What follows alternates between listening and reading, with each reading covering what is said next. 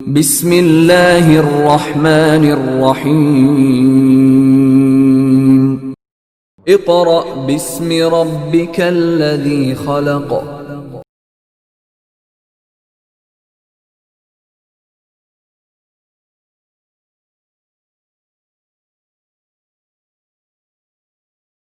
Auzubillahi minash shaitanir rajim. Bismillahirrahmanirrahim.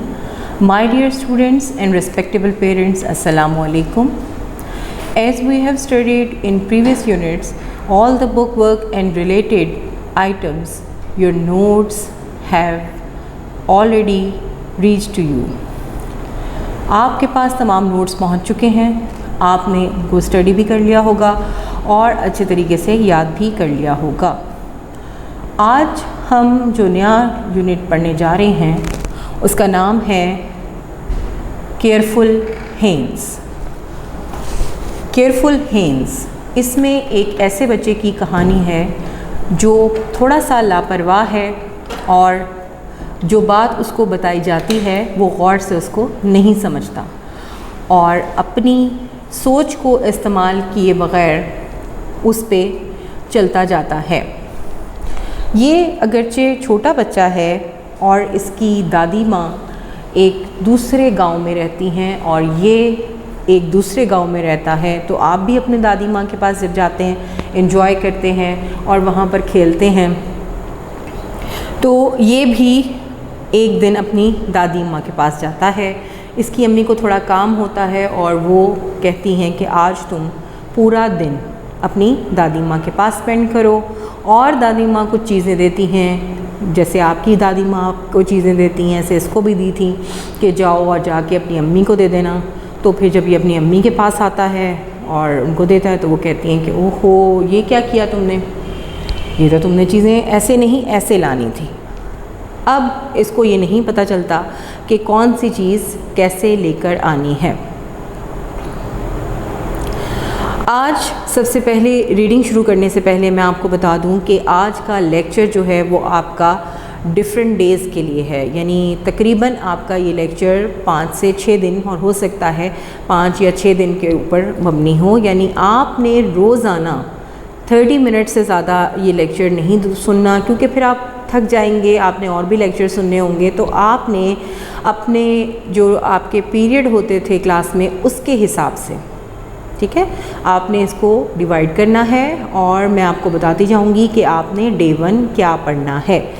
Day 1 आपने क्या पढ़ना है, जो मैं अभी तक आपको पढ़ा रही हूँ, जब तक मैं आपको कहूँगी नहीं कि ये डे 1 का काम अब ख़त्म होता है, वो आपके डे 1 का काम होगा। उसके बाद डे 2 का काम शुरू हो जाएगा और फिर डे 3 का, यानी इसी लेक्चर में आपको तकरीबन 6 दिन का काम दिया जाएगा। तो सबसे पहले हम रीडिंग स्टार्ट करते हैं। Hold your pencils in your hand. आप बहुत अच्छे बच्चे हैं, पढ़ने वाले बच्चे हैं और ये बड़ी इंटरेस्टिंग सी स्टोरी है, ये हम पढ़ने के लिए तैयार हैं।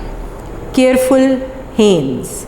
हेंस लड़के का नाम है, केयरफुल बहुत मोहतात, यानी कुछ हद से ज़्यादा एहतियात करने वाला, समझने वाला, बहुत ज़्यादा ख्याल रखने वाला, उसको कहते हैं केयरफुल हेंस। उसका नाम है एहतियात करने वाला, ख्याल रखने वाला, hence. Words to know, cottage एक झोंपड़ी, छोटी सी झोंपड़ी नुमा एक घर होता है, हट जिसे कहते हैं। ड्रैग का मतलब होता है किसी चीज़ को घसीटते हुए लाना। Germany, a country in Europe, Europe के एक मुल्क का नाम है।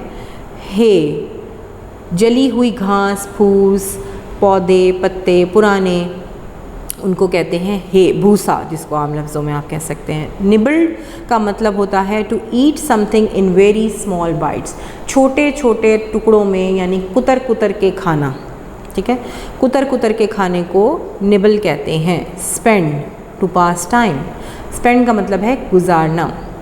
स्टफ्ड, स्टफ्ड का मतलब है भर लेना, ठूस ठूस के भरना, यानी आप कोई चीज़ आपको दिया जाता है, कोई शॉपिंग बैग दिया जाता है, आप उसके अंदर कोई चीज़ डालते हैं तो उसकी कैपेसिटी से ज़्यादा अगर आपने डालनी होती है तो आप उसको अच्छे तरीके से प्रेस कर करके ठूस ठूस के उसको भर रहे होते हैं। रैप्ड, रैप्ड का मतलब है लपेटना। टू पुट पेपर और क्लोथ्स अराउंड समथिंग, यानी किसी चीज़ के गिर्द कोई चीज़ लपेटना। रैपिंग पेपर भी इससे ही निकला है। साइलेंट है, wrapped. Once there was a little boy called Hans. एक दफ़ा का ज़िक्र है कि एक छोटा लड़का था जिसका नाम हेन्स था। ही lived with his mother near a great forest in Germany. वो एक जंगल में, एक बड़े जंगल में जो जर्मनी के करीब था, वहाँ अपनी अम्मी के साथ रहता था। वो जर्मनी के करीब एक बड़े जंगल में अपनी अम्मी के साथ, एक जंगल के करीब अपनी अम्मी के साथ रहता था। His grandmother lived not far away in a small cottage. उसकी दादी अम्मा ज़्यादा दूर नहीं रहती थी, एक छोटे से झोंपड़े में रहती थी और वो उनसे ज़्यादा दूर नहीं थी। One day, एक दिन, his mother said, उनकी अम्मी ने कहा, Hans, I am going to the market. Hans, मैं ज़रा बाज़ार जा रही हूँ। You can spend the day with your grandmother. तुम आज का दिन अपनी दादी के साथ गुजार सकते हो। Hans went along the dusty path through the forest. Hans तो बहुत खुश हो गया, जैसे आप खुश होते हैं दादी के घर जाना है, और दादी होती हैं तो वो प्यार भी बड़ा करती हैं। तो हेन्स बड़ा खुश हुआ और वो मट्टी वाले रास्ते से, जो कि जंगल में से गुज़रता था, वहाँ से अपनी दादी के घर चला गया। डस्टी पाथ, मट्टी वाला रास्ता, क्योंकि जंगल के अंदर तो पक्के सड़कें और रोड्स वगैरह नहीं होती, तो इसलिए डस्टी का मतलब है मट्टी वाला, यानी कच्चा रास्ता। कच्चे रास्ते से गुज़रता हुआ, जंगल में से होता हुआ अपनी दादी के घर चला गया। He played in his grandmother's garden all day. वो सारा दिन खेलता रहा अपनी दादी जान के बाग में। In the afternoon, दोपहर के वक्त, his grandmother said, उसकी दादी ने कहा, Hans, take this needle to your mother.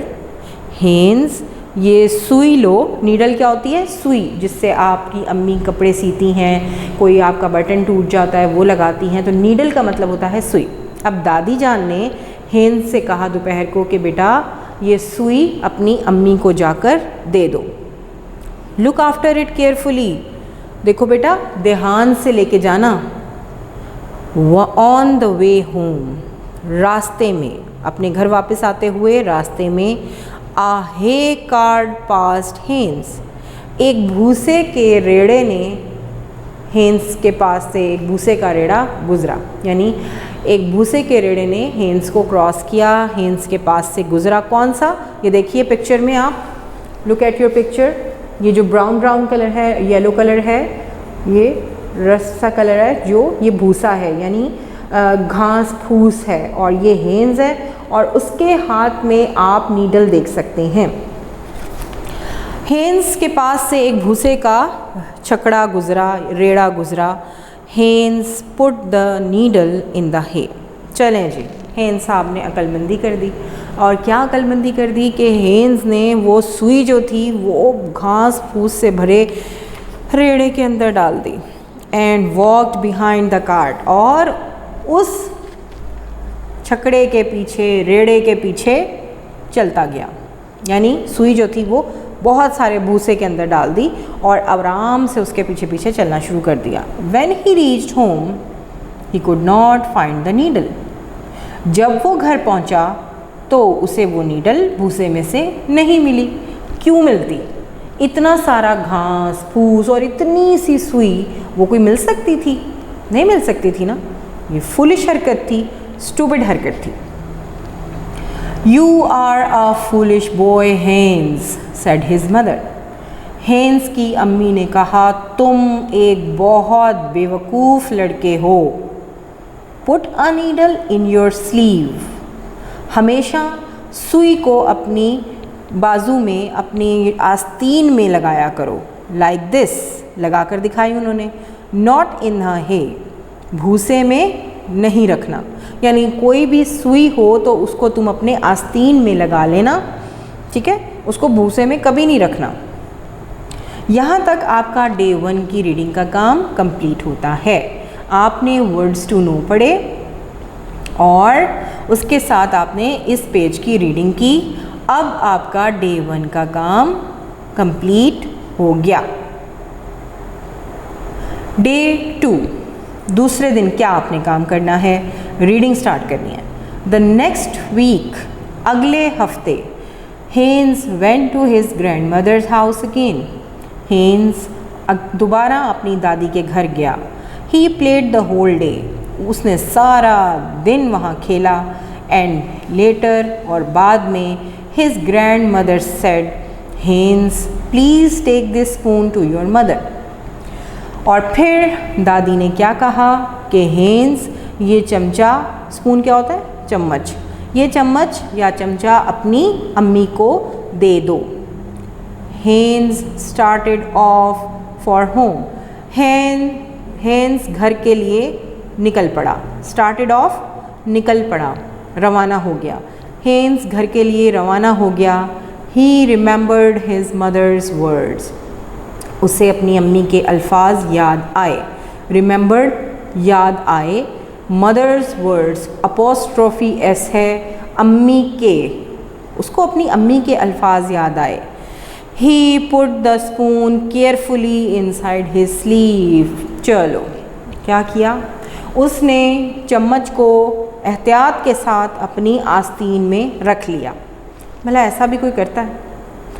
अब इस अक्लमंद बच्चे ने, बेवकूफ़ बच्चा जो था, हम क्या उसको अक्लमंद रहे हैं, हालांकि वो बेवकूफ़ है। अब किया क्या? पहले सुई को भूसे में डाल दिया और अब चम्मच को आस्तीन में रख लिया। When he reached home, the spoon was not there. जब वो घर पहुंचा तो चमचा वहाँ नहीं था। It had fallen out on his way home. ये रास्ते में कहीं गिर गया था। Oh foolish boy, said his mother. ओ बेवकूफ़ लड़के, उसकी अम्मी ने कहा। You should have put it in your pocket. तुम्हें तो अक्ल ही नहीं है, तुम्हें चाहिए था कि ये चमचा अपनी पॉकेट में रख लेते। बहुत बेवकूफ़ हो हेन्स तुम। क्या चाहिए था? कि ये चम्मच अपनी जेब में रख लेते।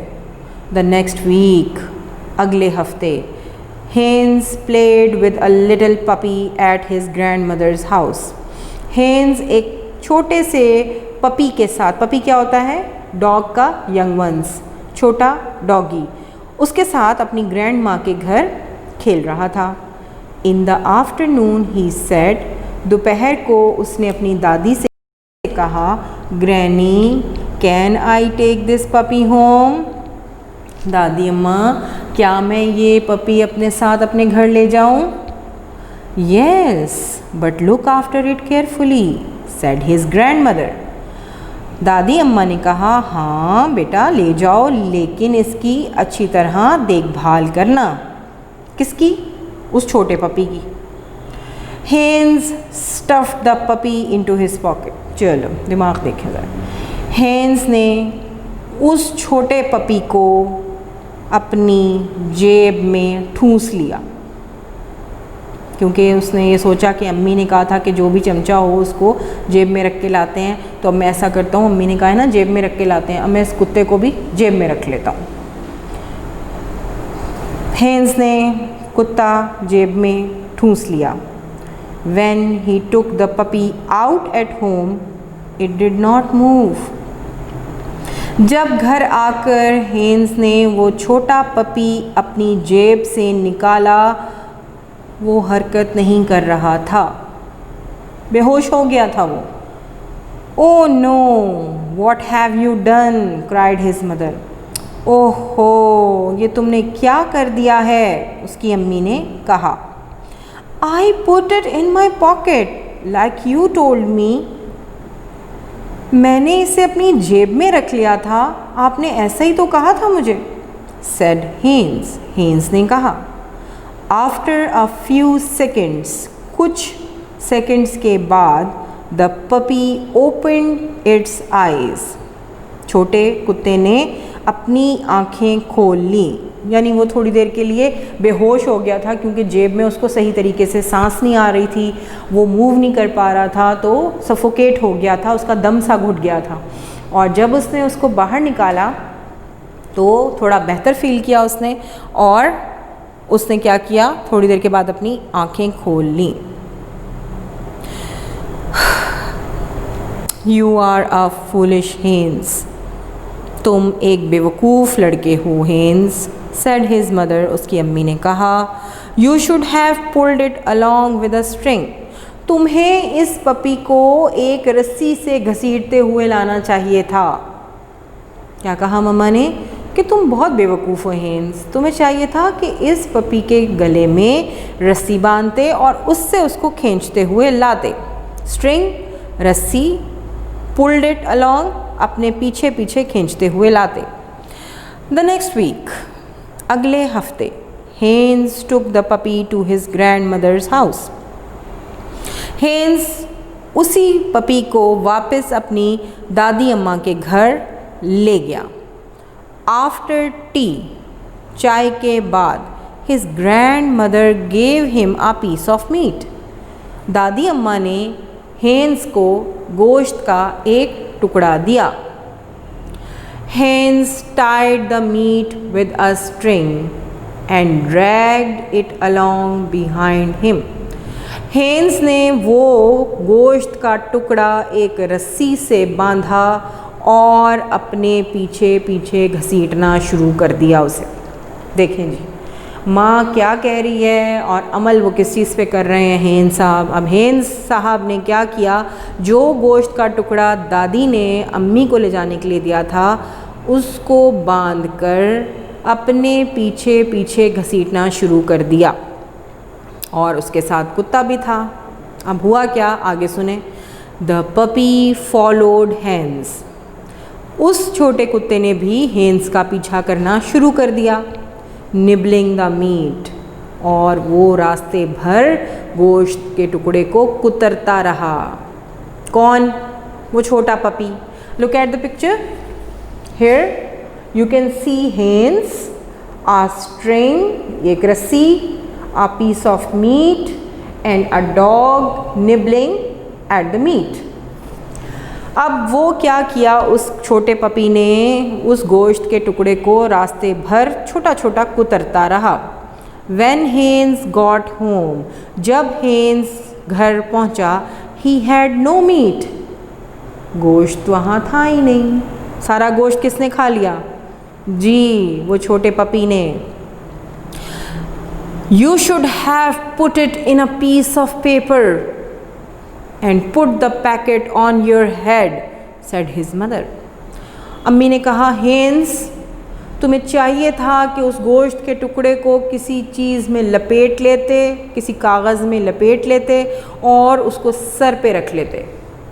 ये क्या हरकत की है तुमने, तुम उसको घसीटते हुए ले आए हो। तुम्हें चाहिए था कि उस गोश्त के टुकड़े को एक कागज़ में लपेट लेते, ठीक है, पीस ऑफ पेपर, एक कागज़ के टुकड़े में लपेट लेते और उसको सर पर रख लेते, उसकी अम्मी ने कहा। द नेक्स्ट वीक, अगले हफ्ते, Hans grandmother gave him some butter, Hans की दादी अम्मा ने उसको कुछ मक्खन दिया। बटर क्या होता है, मक्खन, वेरी यूज़फुल फॉर यू, बहुत एनर्जेटिक होता है, आप भी खाया करें। अब दादी ने उसको मक्खन दे दिया। किसको दिया, हेन्स को। Hans wrapped the butter in some paper, अब जनाब हेन्स साहब ने क्या किया कि उस मक्खन को एक कागज़ के टुकड़े में लपेट लिया। And put the packet on his head, और लपेट कर अपने सर पर रख लिया। दिमाग देखें कितना अक्लमंद है, बेवकूफ़ बच्चा है। उसने क्या किया कि वो मक्खन लपेट कर अपने सर पर रख लिया। When he reached home, जब वो घर पहुंचा, his mother looked at him and cried out, उसकी अम्मी ने उसकी तरफ देखा और चिल्ला उठी, What is all that yellow stuff on your head and back? ये क्या पीला पीला तुम्हारी गर्दन और सर के ऊपर है, ये क्या पीले रंग की चीज़ तुम्हारी कमर और सर के ऊपर है। The butter had melted in the sun, ये वो मक्खन था जो सूरज की रोशनी में पिघल गया था। मेल्टेड, पिघल गया था। You are a foolish boy, said his mother. उसकी अम्मी ने कहा, तुम एक बेवकूफ़ लड़के हो। ये आपका डे 2 की रीडिंग कंप्लीट हो गई। यहाँ डेट लगाइए, जिस दिन भी आपने ये रीडिंग सुनी डेट लगाइए और इसको बार बार सुनिए ताकि आपकी रीडिंग अच्छी हो जाए विद उर्दू ट्रांसलेशन।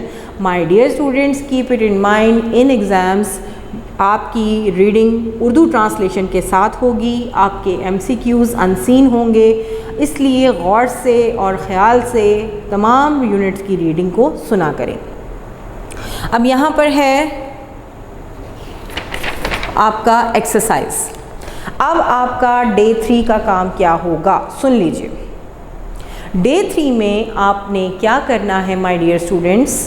डे 3 में आपने dictation words, words meaning, word sentences, ये सब चीज़ें आपकी डे 3 में आएंगी। कौन कौन सी? डिक्टेशन वर्ड्स, वर्ड्स मीनिंग और वर्ड सेंटेंसेस, ये आपके डे 3 का काम है। अब आ जाइए डे 4 के काम पर। डे 4 में आपने क्वेश्चन आंसर्स जो आपको PDF नोट्स में पहले ही भेजे जा चुके हैं वो निकालने हैं और उन तमाम क्वेश्चन आंसर्स को बार बार पढ़कर उनको याद करना है। ठीक है, ये आपका डे 4 का काम होगा। डे 4 का काम क्या है? आपने तमाम क्वेश्चन आंसर्स निकालने हैं और उनको याद करना है। अब आ जाएंगे हम डे 5 के काम की तरफ, जो कि है हमारा बुक वर्क और है बहुत ज़्यादा इंटरेस्टिंग। सबसे पहले आपने मैचिंग करनी है, तो hold your lead pencils in your hand. सबसे पहले आपको मतलब पता होना चाहिए और फिर आपने उसको मिलाना है। फूलिश, बेवकूफ़, इसको आप मिलाएंगे बी कॉलम के नॉट वेरी क्लेवर। फूलिश को मिलाएंगे बी कॉलम के नॉट वेरी क्लेवर से। नंबर 2 स्पून, चमचा, स्पून को मिलाएंगे हम बी कॉलम के used when we eat something.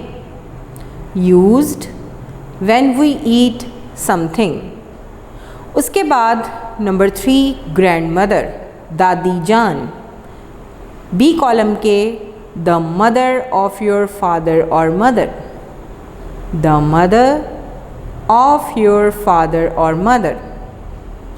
Number 4 sleeve, आस्तीन, स्लीव को मिलाएंगे part of a garment. Part of a garment. Hay, number 5 पे है हे, भूसा, बी कॉलम के ड्राइड ग्रास से मिलाएंगे। किससे मिलाएंगे?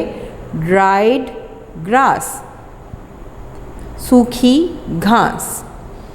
नंबर 6 नीडल, नीडल सुई जिससे कपड़े सीते हैं।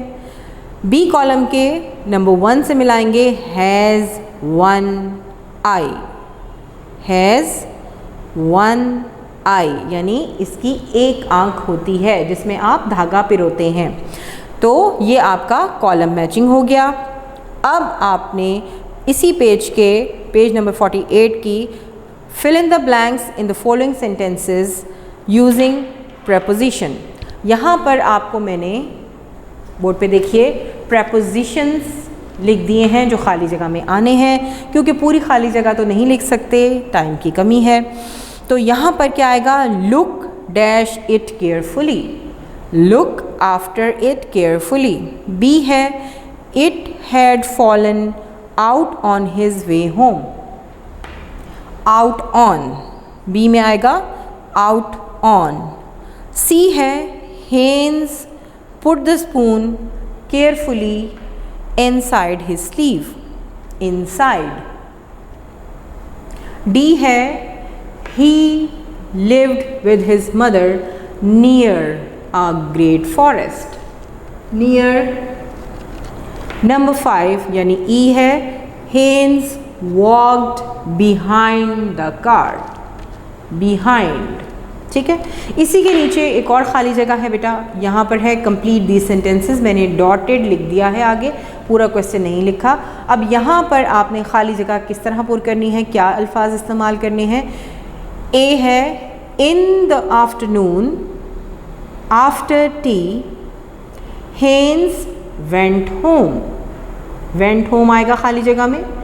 बी है Hans drag the meat dash, dash में आएगा along the dusty path, along the dusty path यानी कहाँ से वो घसीटता हुआ ले गया गोश्त को, कच्चे रास्ते से।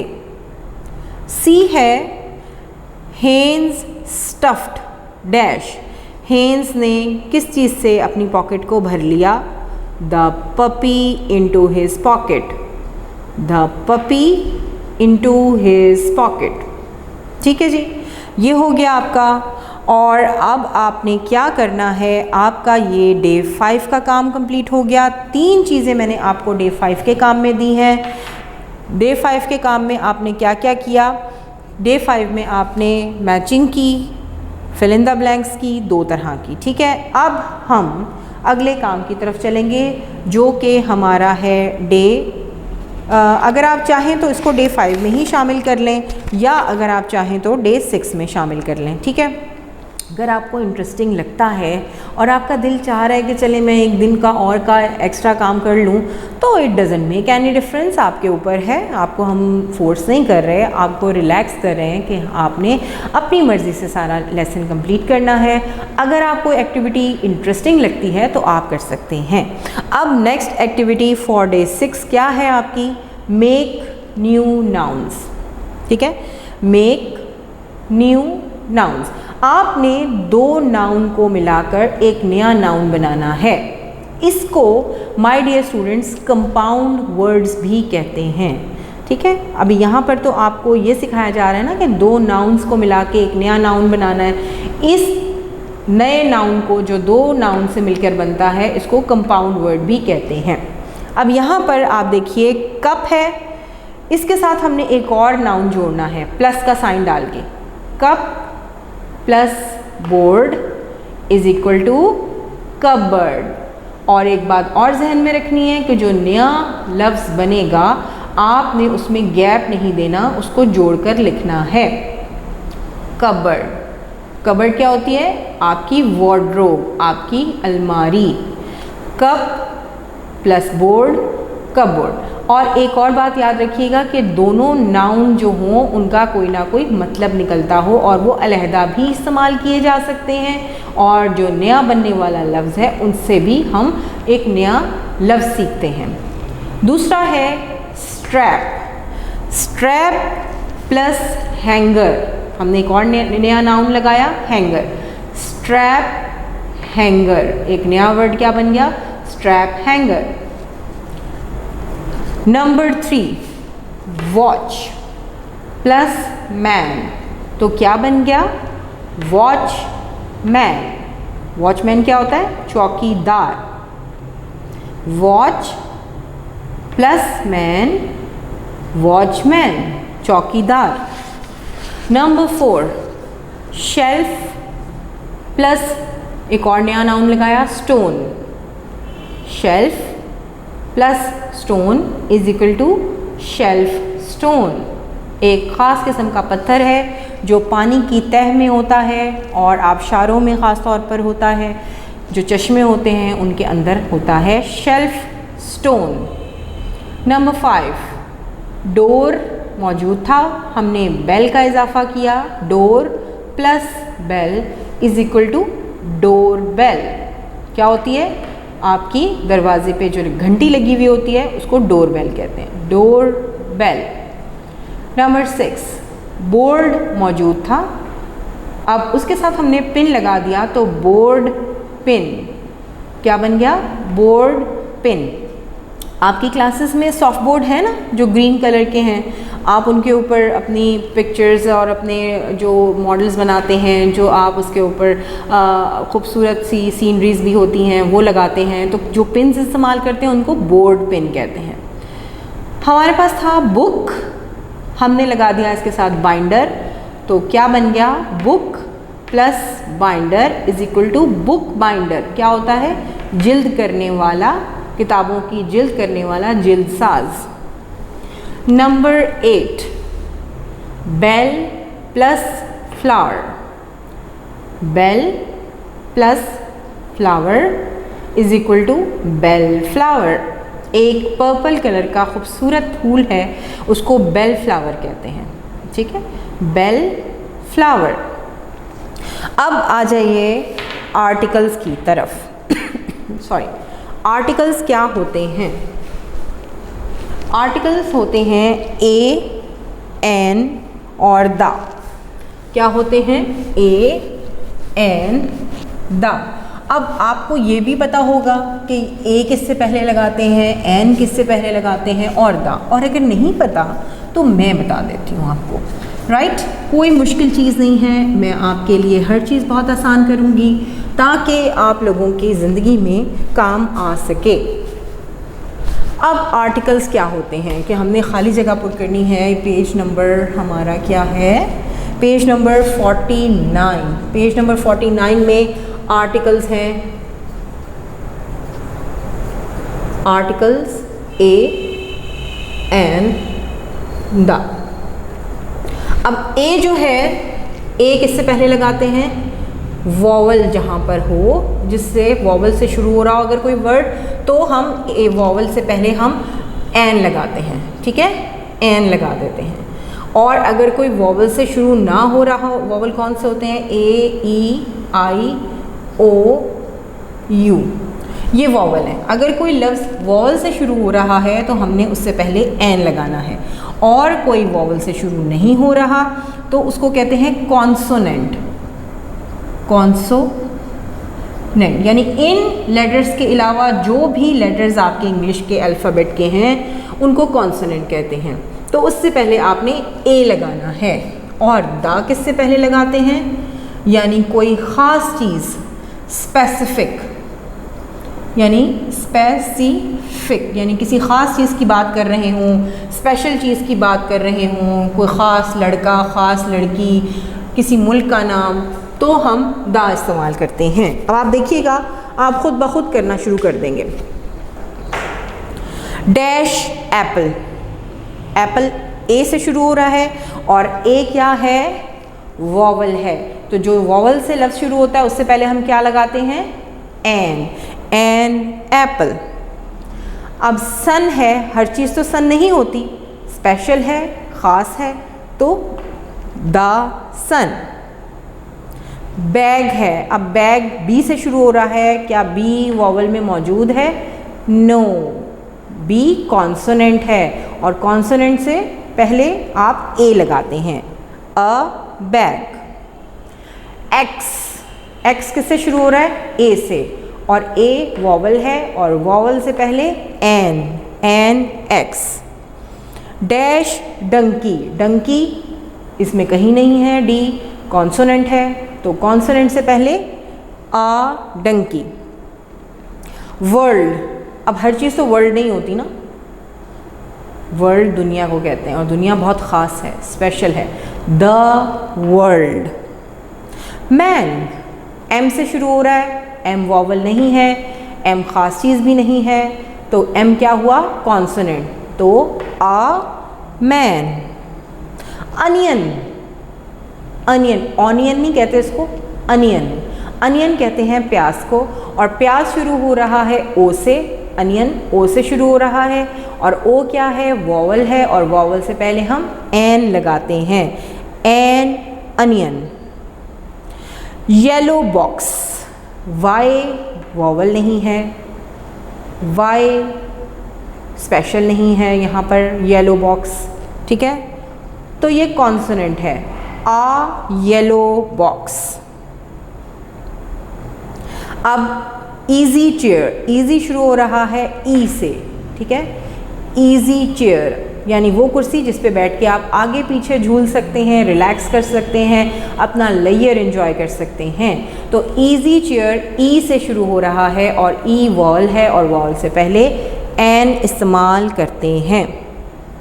An easy chair. Dash boiled egg, एक उबला हुआ अंडा। दा नहीं करेंगे, उबला हुआ अंडा कोई भी हो सकता है। अब बॉइल्ड में यहाँ बी भी कहीं नहीं है वॉवल में, तो कौन से कैटेगरी में फॉल कर गया? कॉन्सोनेंट में, और कॉन्सोनेंट से पहले आ बॉइल्ड एग। ठीक है जी, ये तो आर्टिकल की पहचान आपने कर ली। आई होप कि आपको समझ में आ गया होगा। अब है आपका rearrange the words to make meaningful sentences. यहाँ पर आपने मीनिंगफुल सेंटेंस बनाना है। मीनिंगफुल यानी आगे पीछे उल्टे सीधे लफ्ज़ों को जोड़कर पीछे से आपने देख लेना है कि यहाँ पर क्या सेंटेंस बनने के लिए सही रहेगा। Pocket his in put hand he is, क्या आ जाएगा? He put his hand in his pocket, उसने अपनी जेब में अपने हाथ डाले। ये करेक्ट सेंटेंस है। ठीक है, ये आगे पीछे थे सेंटेंस वर्ड्स, और आपने उन वर्ड्स को मीनिंगफुल सेंटेंस बना दिया, एक बामायनी जुमला बना दिया। He put his hand in his pocket. Number 2, Boy, are you foolish? Are you are a foolish boy. Number 3, string have should a you tied it to. You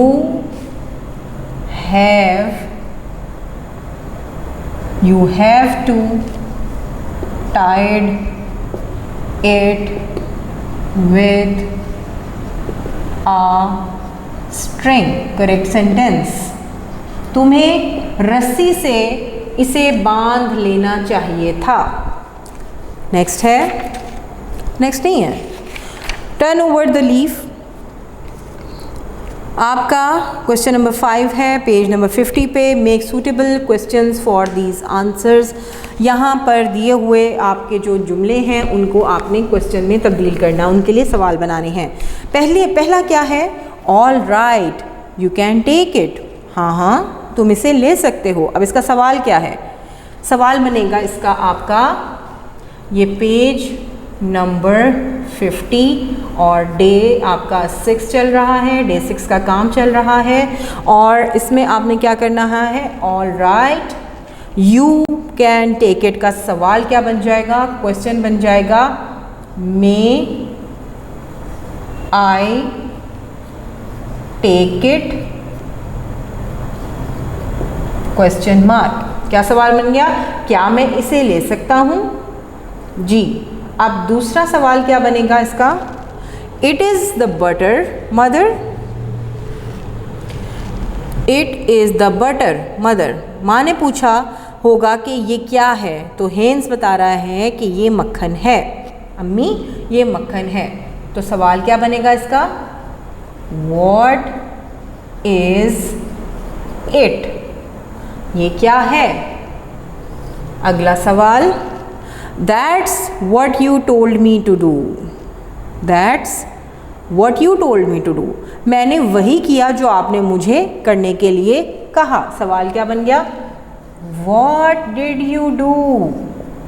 ये तुमने क्या किया? और आगे क्वेश्चन मार्क। इन सेंटेंसेस के आपने सवाल बनाने थे और मैंने वो बोर्ड पर लिख दिए हैं। अब एक और मज़ेदार इंटरेस्टिंग सी एक्टिविटी है आपकी, बहुत आसान सी है। आपने क्या करना है कि नीचे दिए हुए जो वर्ड्स हैं उनका कंपैरिजन करना है। कंपैरिजन का मतलब है एक दूसरे से मवाजना करना है। और मवाजना करने के लिए जब आप कंपैरिजन करते हैं तो आप देन का वर्ड इस्तेमाल करते हैं। देन का मतलब है इससे। अब यहाँ पर आपने क्या करना है, नंबर 1 आ टाइगर इज, अब यहाँ डैश आपको नज़र आ रही है ना, ऊपर में जो मिसाल दी हुई है उसमें a dash is dash plus E R than dash, ठीक है। आ टाइगर इज़ फास्टर, ये ई आर जो था ना ये इस तरह था, और आपने आ डैश इज़ फास्टर, आगे आ गया देन एन एलिफेंट, ठीक है जी, ये है तरीका, देन एन एलिफेंट। ये खाली जगह आपको नज़र आ रही थी ना, ये तरीक़ाकार है जिसमें आपने काम करना है। अब दूसरा क्या दिया हुआ है इन्होंने यहाँ पर, बी, आ हाउस आ हट, आ house is bigger than a हट, जी बिल्कुल, आ हट, और फिर ई आर में आपने क्या किया, बिगर, जैसे यहाँ फास्टर था यहाँ बिगर आ गया, और आ हाउस इज, ठीक है, देन आ हट। इस तरह करना है जैसे मैं आपको करवा रही हूँ। Number 3 a car slash a bicycle, a car, ठीक है, is faster than uh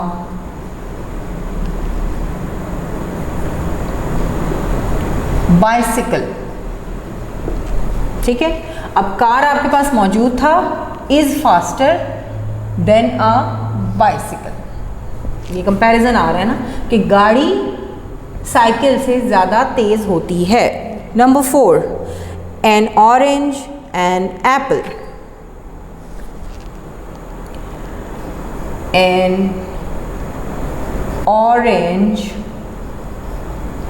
is brighter, ज़्यादा रोशन, ज़्यादा चमकदार, इज़ ब्राइटर देन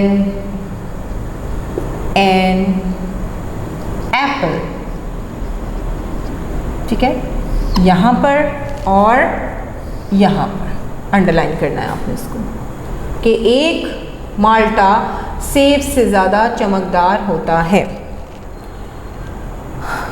उसके बाद है a mouse a cat, a mouse is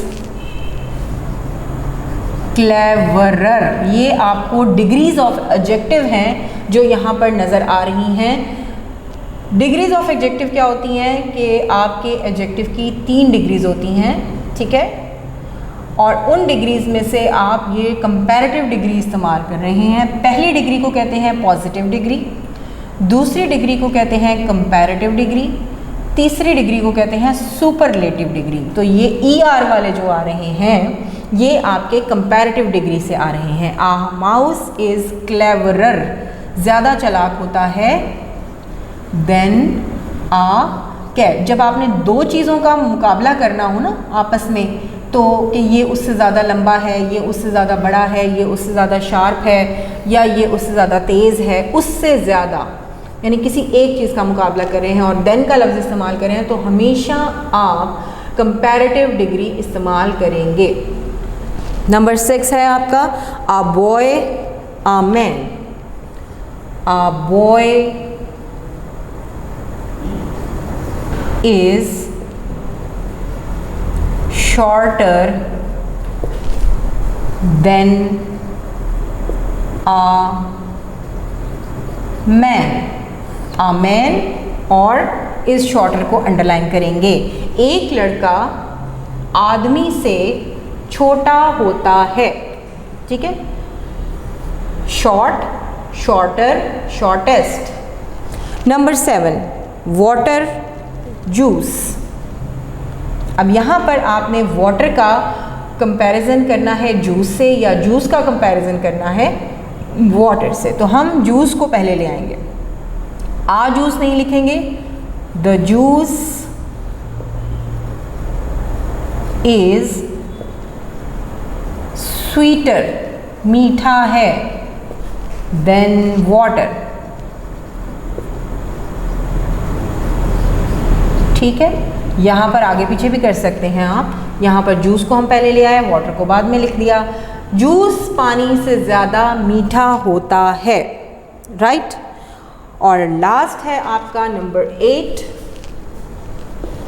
number 8 है पेपर और कार्ड। पेपर इज, आप जहाँ कुछ भी लिख सकते हैं, is harder than a card. अब यहाँ पर आप दोनों को चेंज भी कर सकते हैं, ठीक है। आप यहाँ कर सकते हैं a card is harder than a paper, ठीक है। पेपर सॉफ्ट होता है और कार्ड जो होता है वो थोड़ा हार्ड होता है, तो इसलिए मैंने इसको आगे पीछे कर दिया और यहाँ पर आ पेपर और हार्डर। तो ये आपका कंपैरिजन था, आपने जो कंपैरेटिव डिग्री यूज़ की। अब मैं दोबारा से आपको बता दूँ, a tiger is faster than an elephant, fast, faster, fastest. Number 2 है a house is bigger than a hut, big, bigger, biggest. A car is faster than a bicycle, same, यही इसकी। उसके बाद नंबर 4 है an orange is brighter than an apple, bright, brighter, brightest. A mouse is cleverer than a cat, clever, cleverer, cleverest. A boy is shorter than a man, short, shorter, shortest. The juice is sweeter than water, sweet, sweeter, sweetest. A card is harder than a paper, hard, harder, hardest. So these were the words and comparative degree. Sorry. Be careful with these, you will have to add more words with them. वही बात कि आपको और भी अल्फाज इनके साथ जोड़ने हैं और फिर आपने अच्छा सा एक जुमला बना देना है, वो हमने बना दिया। अब आएंगे कॉम्पोजिशन की तरफ। लास्ट पार्ट है पेज नंबर 50 पे। आपने इन लफ्ज़ों को जुमलों में इस्तेमाल करना है। WOULD, वुड, ये आपने इस्तेमाल करना है। आपका जुमला बनेगा I would like to take juice, या I would like to talk to you. WOOD, wood, लकड़ी। This table is made of wood, WOOD, this table is made of wood. Dusty, मट्टी वाला। This path is very dusty, this path is very dusty. Sunny, तेज धूप वाला, रोशन। It's a pretty sunny day, it's a pretty sunny day. आज बहुत अच्छा सूरज वाला रोशन दिन है। Enjoy, enjoy the party, enjoy the party, full stop. Dislike, नापसंद करना। I dislike sour fruits, SOUR, ठीक है। sour मीन खट्टे, bitter. I dislike sour food, या फ्रूट दोनों कह सकते हैं आप। looked, देखा। I looked under the bed, I looked under the bed. Listened, सुना। He listened to me carefully. He listened to me carefully. Foolish, बेवकूफ़। Haynes was a foolish boy. Haynes was a foolish boy. Clever, चालाक। You are a clever boy. You are a clever boy. So my dear students, day 6 का काम complete हो गया।